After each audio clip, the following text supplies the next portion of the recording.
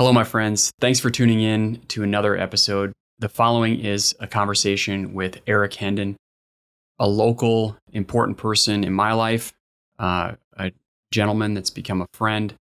And I hope you enjoy the conversation. He's an airline pilot. He's a mountaineer. He's a rower.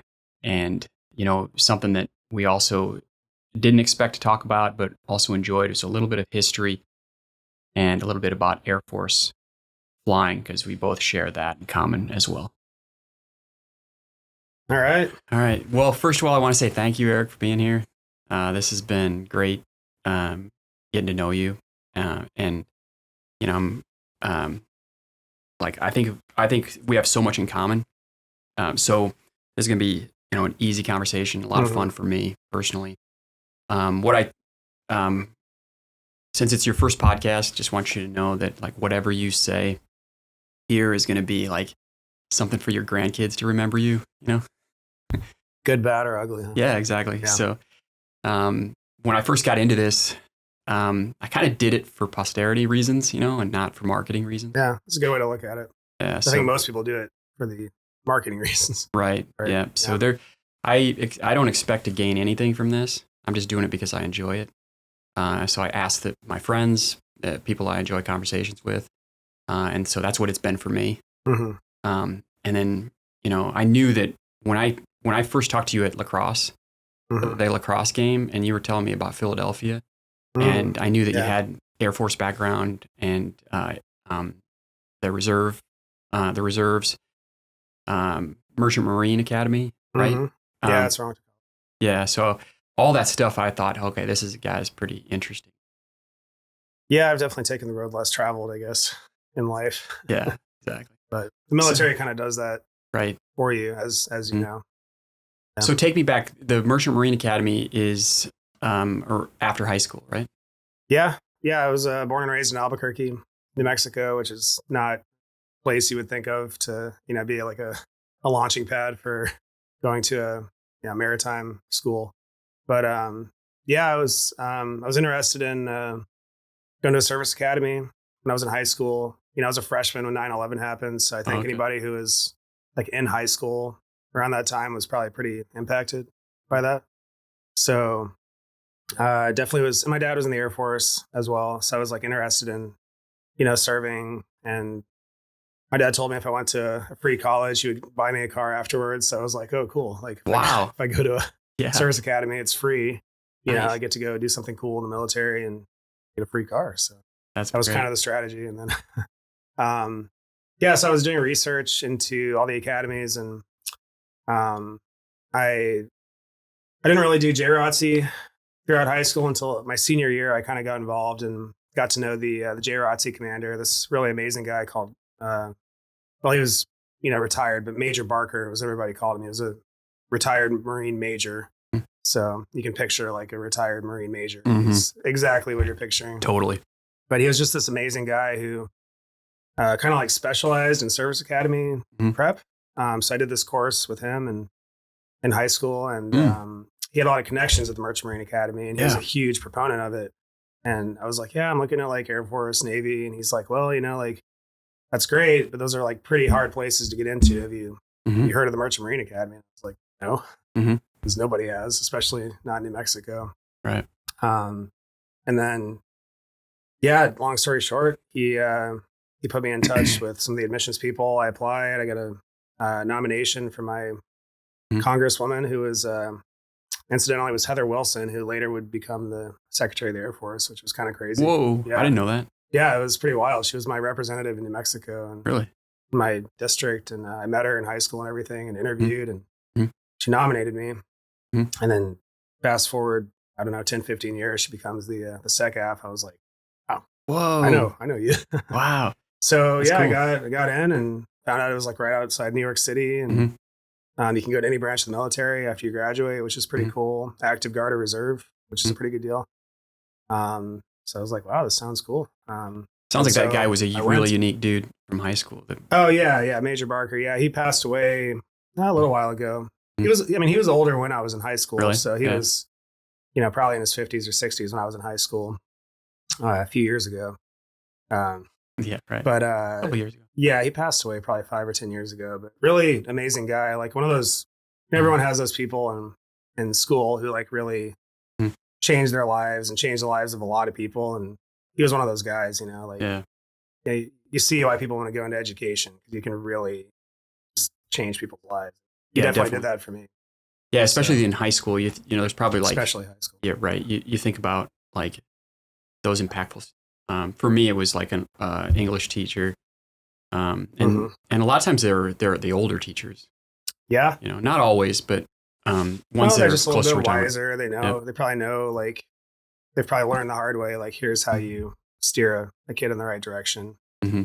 Plus, you probably maybe respect the older ones a little bit more. Yeah. Like if somebody's like in their 20s, you might not Hmm. quite listen to them as much as like someone in their 50s or 60s. Yeah. Not that that's the right Right. answer necessarily, but Well, I went to officer training, Merchant Marine Academy. From what I know about Air Force Academy, just from friends, mhm. it's very structured.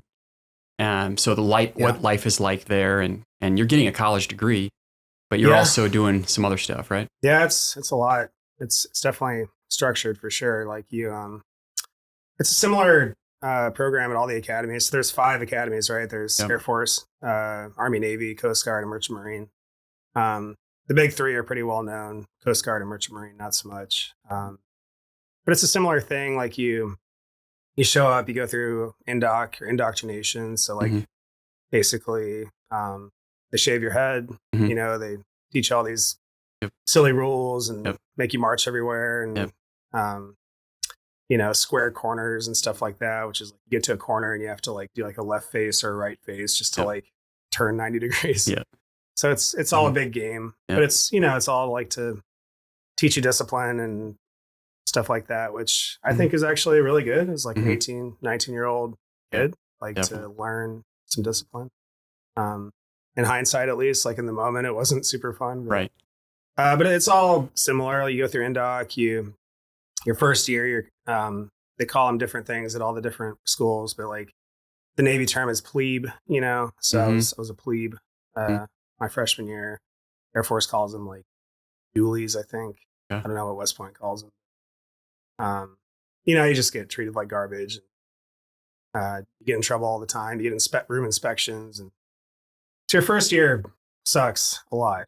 But Mhm. you know that going in, and it's like, and I think the really cool thing is you go through it with this group of people, which I'm still very close with, right? Like my classmates. I think there were usually, I don't know about all the academies, but at Merchant Marine, it's about a third of each class ends up leaving for one reason or another. So we Mhm. we started out with close to 300 kids, and the class of 2009, and we 197 when we graduated, and Mhm. I'm pretty close with you know, um, I mean quite a few of them, like maybe more than your average college Right.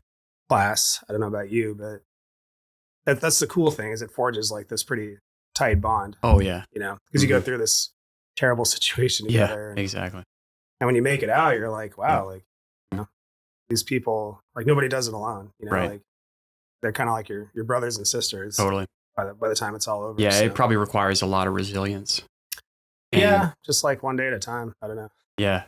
Exactly. I mean, I think all of us, when we were graduating, we look back, we're like, how did we do that? But it's really like one day at a time, Mhm. and I don't know, What? I appreciate how it taught me like about time management and like Yeah. you know just I don't know, just don't give up. Then you eventually will succeed, right? Right. As long Exactly. as you just don't give up. Yeah. Sounds simple, but It does. maybe you have to like live through something pretty terrible to. Hmm. I'm making it sound probably worse than it was. I mean, it was like, um, it's just a game you Yeah. play, right? Hmm. And then you get to the end of your freshman year, you get recognized, as they say, and they basically treat you like a normal person again, and you can Hmm. you can grow your hair out, and Yeah. And at the end of it, you get to feel like, it's hey, just I've so been through gratifying. Yeah, something big, and so I can take yeah, on anything. yeah. I think that's such a, I don't know. That's what I hope my kids experience in some form or Hmm. fashion is like something really challenging. Yeah. You get through it, and you're like, okay, if I can do that, I can do anything. You Mm. know, Which, I don't know if they're going to go to, a military school, but like think every college age kid. That's like, hopefully you can have that kind of experience, you know? Yeah, that reminds me, we're both parents. You know, Yeah. both of our boys are the same age. Same, So yeah. we know each other from lacrosse. Yeah. And they're playing lacrosse together this season. Yeah. And one of the things you talked about with challenges like Merchant Marine Academy or some difficult thing we have to go through in life. And we're both parents, so it like reminds me like, okay, so as we're giving our children, challenges, how much is too much? I remember getting my son Luke into wrestling, and having him watch him get beat in wrestling is difficult for a parent to watch. Yeah, it's hard to watch your kids fail. Exactly. Yeah. But then experiencing secondhand, seeing his resilience after that loss, and then how he handled it, and then went on to win more matches. And as he would lose a match, he would learn a lot more than winning. Yeah. So allow your children to fail. Oh yeah, is the message. Yeah, as long as it's like in a safe way, right? Like, right. But yeah, like sports, who cares? Right. Exactly. And I mean, in the moment as a kid, it's like devastating to lose a game or a match, but it really doesn't matter in the grand scheme of things. Right. But it teaches you so much. Yeah, they say like sports are like a microcosm of life, right? Which like kind of like everything life entails is like encapsulated in sports, right? Yeah, that's what sports teach you. Yeah. Adversity, teamwork, hard work. Yeah, fitness, exactly. The best employees, the best teammates, if you look at their background, they're usually on a team sport. They've gone through difficult challenges with sports and coaches. Maybe they've been through things like you're talking about with the Merchant Marine Academy. Yeah, no, I'm a huge believer in sports. Like I wish I would have played sports more seriously as a kid. I got like more serious as I got into college. Like I was on the rowing team in college, and I ended up doing that all 4 years. And like I had never even heard of rowing really until I got to college. I'm sure your body type. Yeah, I'm tall and lanky, so like I think my friend was trying it, and the coach was like, "Oh yeah, you got the build to be a rower." And I was like naturally very like inclined towards rowing, but yeah, I don't know. I feel like even in college, as I was older, like we won some, we lost some, but like just the teamwork aspect and like waking up at 4:30 to go row on Long Island Sound. Like, I mean, it was brutal waking up, but I don't want to let my teammates down, and so that kind of stuff. It was definitely formative. How do you find out if you're a good rower or not? Do you get onto like a Concept 2 rower? Yeah, a lot of it's, they call it like, well, it's an ergometer, but like the slang in the rowing world is ergs, right? So like a lot of it's based on erg times. So there's two main tests that you do as a competitive rower. There's a 2K and a 6K erg test. And so every, the fall is, they call it head racing season. So like, I guess like rivers have like headwaters, right? So like that's where the term comes from. But they have all these races, especially on the East Coast, where like, the head of the Charles, like in Boston, stuff like that, where it's, you row a long ways down a river. And to select like rowers for boats and stuff, you do a 6K test. So a good time would be like, I don't know, in the low 20s, like 20, 21 minutes. And then the spring is sprint season. So it's like what you see in the Olympics, where it's a 2,000 meter straight sprint race. And for that, you do a 2K test. How long does that take? I mean, Olympic rowers are doing 2K tests in 6 minutes, maybe less than 6 minutes. Okay. So it's like a mile and a half run time. It's still endurance. Yeah. I'm trying to do the math in my head. Yeah. What is 2,000 meters? That's like a nautical mile, right?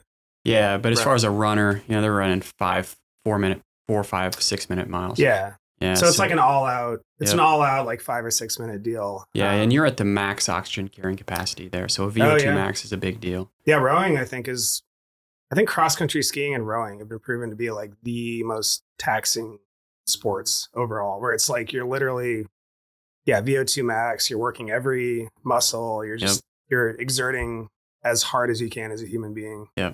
I can't imagine at the finish line, it's like you're just smoked, like you're Right. done for.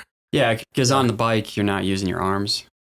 You're Right. using your legs. Rower, you're using arms and legs. Right. So like swimming, rowing, cross country skiing, things like that, you're using your whole body. And it's like when you win, it's like the best feeling in the world. And when you lose, it's one of the worst feelings. Yeah. It's like after all that and you still lose, you're like, ugh. Yeah. And you're using your big muscles. You know? Yeah, well, it's mostly legs, Yeah.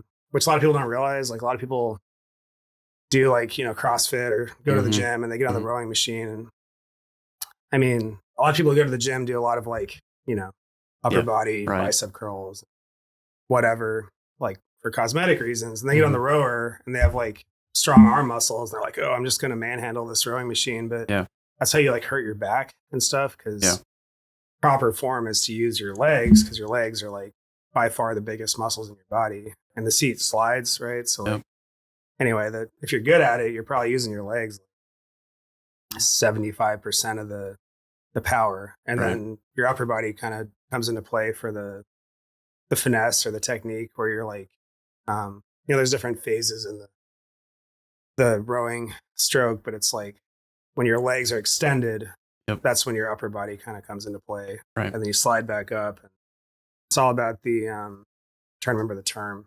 there's like the catch when the oar goes in the water, and then you drive with your legs. And that's where like the power really comes from. Mm-hmm. So, and there's probably some momentum from that is blended into the arms. Yeah, it's like if you're good and you're like a skilled rower, like it's all kind of one fluid motion. And if your boat is good, you're all doing it exactly in unison. Right. And then if your boat is like really, really good, then I think they call it the run, where you get in this state where like the boat is kind of like floating, because you're like all just moving completely in unison. Wow. And it's like one of the most amazing experiences or feelings I've ever had. And it's like incredibly hard to get to that point. Really? Oh yeah. But now tell me about that. That's cool, because I'm also interested in Boys in the Boat book. Yeah. Have you read that book? It's a great book. Yeah, I saw the movie too. Did you? Pretty recently, yeah. Okay. But great book, yeah. I'm sure they talk about that, right? I think they do. Yeah. Because you know, like at the beginning of every season, it's like a different group of kids, right? And how many rowers are in that boat? Well, for those guys, it was 8. So like top level rowing, you know, the premier race is like the 8-man boat, right? I see. Okay. We kind of focus more on 4-person shells. When I was, you can say shell or boat, you know, it's interchangeable, but being a smaller school, you know, we were able to be more competitive with a 4 versus an 8. So I did a lot of 4 rowing in college. So is it 4 or 8? There's not a 6? There's no 6. There's singles, doubles, 4s, and 8s. Okay, got it. Yeah, and you can have a double or a pair. A double has a coxswain, pair has no coxswain. Okay. So when I was in college, I did a lot of 4s, occasionally 8s, and then I did a lot of pair rowing with this friend of mine, Brad. Yep. Because we were both like super tall and, you know, matched up well. So, right. Yeah, no, it's an amazing book. And I think they do talk about that, where, you know, when it all just clicks one day, it's like, it's such an incredible feeling, because you know, it's like the ultimate team sport, right? Like there's no stars really. Like it's truly like you all have to be pulling together. Yep. And it's, you know, it's one of the only sports that's like that I can think of. Maybe the only sport where it's like, it doesn't really matter what one individual person does. It's like, it's a team effort. So is it really important that the catch is synchronized? Oh yeah. Yeah. I mean, everything, but, that might be the most important part. And if you screw it up, you can, I don't know, for example, there's like something called catching a crab, where like your oar basically gets caught underwater and the boat's moving pretty fast. So like the oar gets hung up underwater and the handle can like literally throw a rower out of the boat. Wow. Into the water. Yeah. Like you can see videos online, like just go on YouTube, you know, search for catching a crab and rowing. And yeah, literally, like the big carbon fiber oar handle will like physically throw a guy out. If they don't get the rower out of the water, right? Well, like it gets caught in the water. Well, like the oar, the blade or the paddle will get caught underwater if it's like, you know, if he messes up the stroke. Sure. Just a little bit too deep. A little bit too deep, whatever. Mm. And then the handle will just like, you know, catch the rower and put him out of the boat. Or the boat can flip sometimes if you really screw it up. Right. So yeah, I mean, it's a little bit risky. Yeah. Sometimes, but you know, it was fun. It was a cool experience. And so in the Olympics, is there a 4 and an 8, or is it just an 8? there's everything in the Olympics. Yeah. Is there? Okay. Yeah, it's probably one of the older Olympic sports, I would Sure imagine. But yeah, there's singles all the way up to 8s, Mm-hmm. and the most prestigious race in the Olympics is the 8. The 8 man. Heavyweight 8, which and then, usually it's like, you know, there's like 4 or 5 countries that are always competing for that. It's like England, US, Germany, maybe Italy. and they have prelims and finals. Yeah, right? there's different heats, you know, so there's like, Mm-hmm. yeah, it's super fun to watch. Mm-hmm. You have like qualifying heats, Mm-hmm. semifinals, finals. And the boat Yeah. or the shell, they're all exactly the same. Well, there's different brands.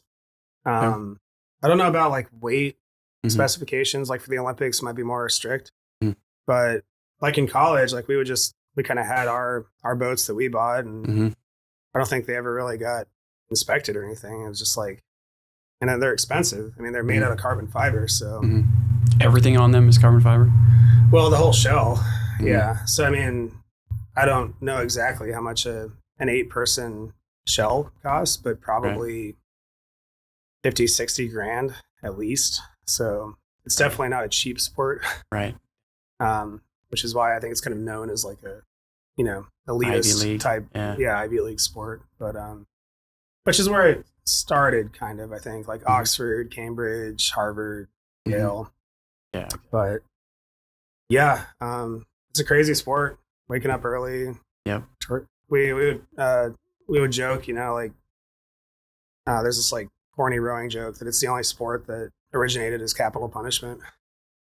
You know, like originally they would chain people to oars and make them row like on slave ships and stuff like that. And one day, some, you know, rich guy at Oxford was like, "Hey, let's do this for fun. You know, let's go race down the Thames." Yeah, that's pretty funny. Yeah, because you're right. Slaves used to do it. Yeah, rowing was not a fun thing for most of human history. Yeah, it probably was part of naval combat too.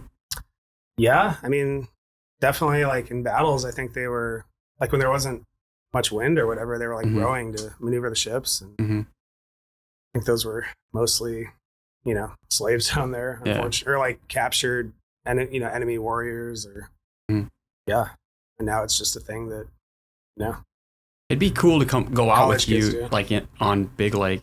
Have you seen anybody out there in like a sculling boat? Is that what you call it? Yeah. Well, sculling is with 2 oars. Sweep rowing is with 1. But if you're just like by yourself in a single man boat, it's sculling. Yeah, I would like to buy a shell actually, but you know, like I said, they're not cheap. So it's a matter of financial priorities. But yeah, I've thought about even trying to like start a little Big Lake rowing club. That'd be cool. But I don't know. I think the hardest part for me is just being gone all the time for work. Like it's be challenging. But having your schedule regular enough to like say every Tuesday morning. Yeah, you know? That's hard for me. Like as an airline pilot, you know, it's like maybe someday when I have more seniority and I can, you know, control my schedule a little bit more. But yeah, we should start that up. Big Lake Rowing Club. Have you ever rowed in your life? Just in CrossFit, and we got a Concept 2 rower. Right, but not like on the water. No, but I think it would be an incredible workout in the morning. It is. And it has to be in the morning. Like you can't sleep in because that's when the water's calm. Right? Exactly. I mean, in the evening you could do it then. You get out there, but like nobody really wants to go work out at like 8 or 9 p.m. when the water's calm. Right. Exactly. I mean, I'm sure it's a morning thing. Totally. Traditionally, yeah. Yeah. Yeah. My uncle actually gets out there. He's got a little. It's not like a traditional racing shell, but it's like kind of like a wider, more stable boat, but it's got the sliding seat, it's got the oars, and he rowed in college at ELU. Okay. He actually has this story, which I'm assuming it's true, but the boat, the Husky Clipper from Boys in the Boat, right? Yeah. I think it's the one they took to Germany for the Olympics. Supposedly, PLU borrowed it from UW. Mm. When he was in college, my uncle Gary, back in the 60s, I guess, he was Mhm. on the crew team at PLU, and I guess they rowed in that boat, Really? which by that point it was not state of the art anymore, right? Mhm, And it mhm. was probably not yet like a protected historical, Yep. you know, Yep. thing. Because now I think it's on display in the boathouse at UW. Like you can Yeah, go do a sure. tour and look at it. Yeah, I'm sure it's But hanging on the wall. yeah, I think they have it hanging up in like in the ceiling at their. Yep. They have a really cool old boathouse there. It was like a World War One like seaplane hangar or something, and Yeah. and they turned it into the UW Pretty boathouse. cool. That channel right there is pretty neat. Yeah. The What are they called, the locks, or what do they call that? forget, like in between Lake Washington and Lake Union. Yeah, Yeah. but Yeah. yeah. So he apparently got to row in that boat from, from the whatever Olympics that was. Yeah, it was like 38 or Was it 38? it was Yeah. the one right before World War II. Yep. I think it was 38. Yeah, That was when the year Jesse Owens Jesse won. Owens. Yeah, And yeah. There's you know, another great movie. and it was in Germany, right? Yeah, in In Berlin, I right? think. Yeah. Yeah. Pictures from that are crazy. Like just swastikas everywhere, and like, Yep. Hitler's in the crowd. Like Mm-hmm. I think everyone was still kind of hoping that things would get worked out with like appeasement and all that. And Totally. Nobody knew that the world was going to be wrecked. no. And another great book and movie, that Unbroken. Okay. Did you ever read that or see the movie? It's about this this runner who he went to that same Olympics, and yeah, he met like Jesse Owens and all that, and then he became a I think a like a bombardier or something on whatever World War II bomber. Mm-hmm. He got shot down. He has the most incredible life story. They got shot down. They survived for like weeks and weeks, maybe months, in a raft in the Pacific, just by like fishing. Mm-hmm. They got captured by a Japanese ship. Went to a Japanese POW camp. Right. He survived that. Yep. And I think he lived into his 90s or whatever. Yeah, I've heard about that movie. It's like Louis Zamperini or Zamperini. Yeah, I've never saw. I've seen. I know what you mean. Of the clips from. I think it's a book too. Right. But just an unbelievable life story. So. Thanks for listening to the latest episode with Erik Henden. One of the things I really enjoyed goes with this quote: "Treat failure like a scientist. Each attempt is an experiment. Each mistake is a clue. You're not failing, you're refining. And I'll see you guys on the other side."